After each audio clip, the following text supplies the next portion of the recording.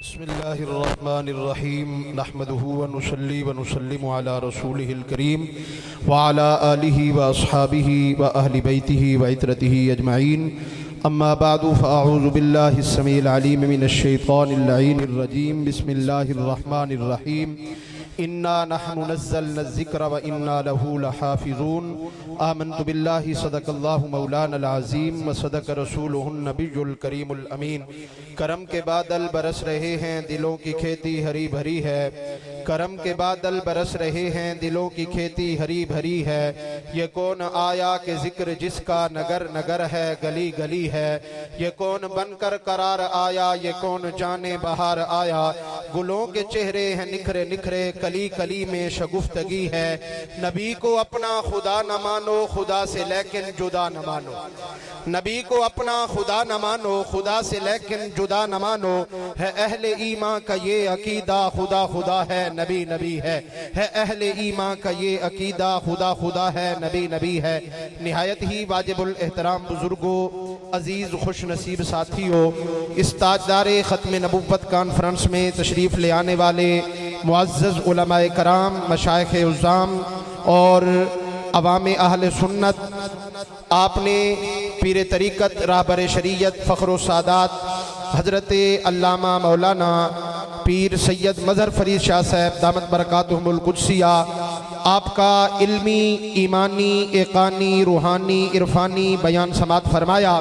میں کوئی بیان کرنے کی غرض سے حاضر نہیں ہوا، میری مجال کہ آپ کے بعد کچھ بیان کیا جائے اور کچھ الفاظ بیان کیے جائیں، جو میری ڈپٹی لگائی گئی ہے اس کے مطابق انشاءاللہ 2-4 منٹ میں حاضری پیش کرنی ہے۔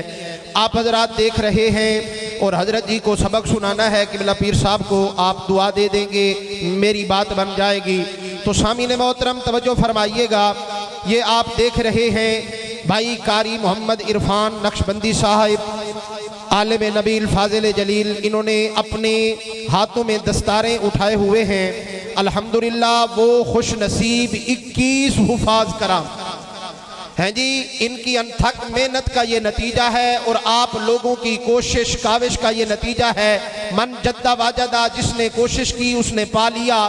تو ان کی کوشش، آپ کی خدمات اور آپ کا ان کو سراہنا، یہ سارے معاملات اس میں شامل ہیں اور آپ کا حوصلہ افزائی فرمانا بھی اس میں شامل ہے۔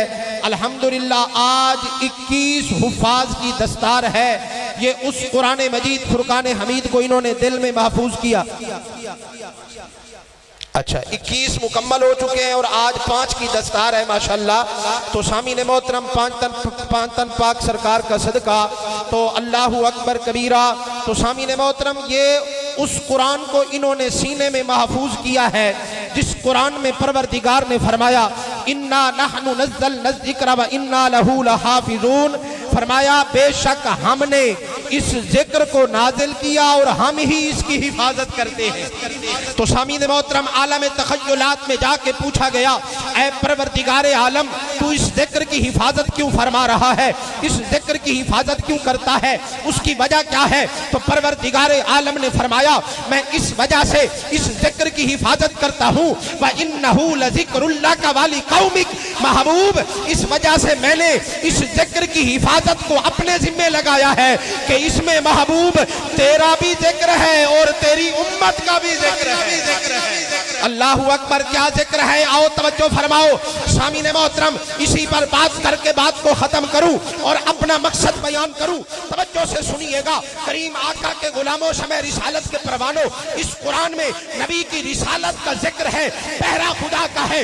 اس قرآن میں نبی کی نبوت کا ذکر ہے، پہرا خدا کا ہے۔ مجھے کہنے دیجئے، اس قرآن میں نبی کی بے مثلیت کا ذکر ہے، پہرا خدا کا ہے۔ اس قرآن میں نبی کی نورانیت کا ذکر ہے، پہرا خدا کا ہے۔ اس قرآن میں نبی کی چادر کا ذکر ہے، پہلا خدا کا ہے۔ سامعین محترم، اس قرآن میں نبی کی ادا کا ذکر ہے، پہرا خدا کا ہے۔ اس قرآن میں نبی کے میلاد کا ذکر ہے، پہرا خدا کا ہے۔ اس قرآن میں نبی کی معراج کا ذکر ہے، پہرا خدا کا ہے۔ اور مجھے کہنے دو، اس قرآن میں حضور کی ختم نبوت کا ذکر ہے، پہرا خدا کا ہے۔ اللہ اکبر۔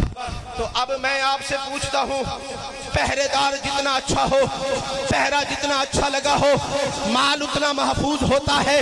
ہم کہتے ہیں کہ پہرے دار جتنا اچھا ہو، پہرے دار جتنا طاقتور ہو، مال کی اتنی حفاظت کرتا ہے۔ اب میں آپ سے پوچھتا ہوں، یہ دنیا دار کا پہرے دار طاقتور ہو تو مال کی حفاظت دید ہوتی ہے۔ ارے جس مال کا، جس حضور کی ختم نبوت کا پہرے دار خود خدا ہو، اس حضور کی نبوت کا، ختم نبوت کا پہرے دار خدا ہو، تو کوئی قادیانی لعنتی آ جائے، کوئی کتا آ جائے، کوئی مردود آ جائے، حضور کی ختم نبوت پہ حرف نہیں آتا۔ کوئی سامعین محترم قرآن کی عزت کی بات کرے، عزت کو پامال کرنا چاہے، نہ قرآن کی عزت پامال ہو سکتی ہے، نہ مصطفیٰ کریم کی ناموس پہ کوئی حرف آ سکتا ہے۔